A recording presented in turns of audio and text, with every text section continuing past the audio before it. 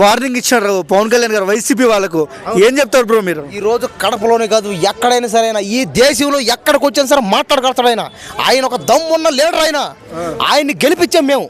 నేను జనసేన పార్టీకి ఓటేసా, నేను జనసేన పార్టీకి ప్రెసిడెంట్గా తరపున నేను అక్కడ అదే మా మామ అంటే ఆయన నేను మామ అంట.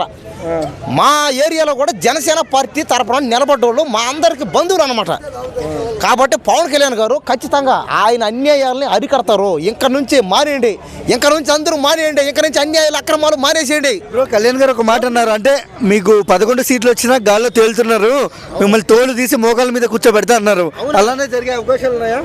జరుగుతాయి, అంతే జరుగుతుంది. ఇంకా ఇప్పుడు చెప్పాడు, ఈసారి చేసి చూపెడతాడు, ఈసారి చేస్తాడు. ఎందుకంటే ఆయన మాట ఇచ్చాడంటే తగ్గేది లేదంటే, ఒక్కసారి అతను మాట ఇచ్చాడంటే తప్పేది లేదంటే చెప్పాడు ఆయన. ఉంటారు ఓకేనా? అంటే ఇలా దాడి చేయకూడదు, మీరు ప్రభుత్వం మా వాళ్ళ మీద ఎందుకు చేస్తున్నారని అంటున్నారు. సామాన్యుల గురించి కూడా ఎక్కువ మీరు చేయకూడదు వాళ్ళ మీద దాడులు అంటున్నారు.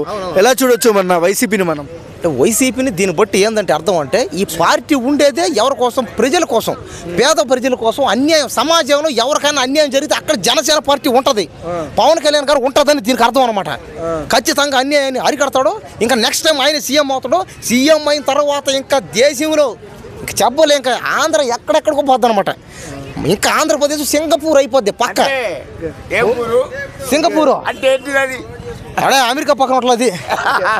కళ్యాణ్ గారి గురించి 1 word లో చెప్పమంటే ఏం చెప్తామన్నా? ఆయన దేవుడైన పవన్ కళ్యాణ్ గారు దేవుడు. ఆయన దేవుడైతే నేను ఆయన భక్తుడిని.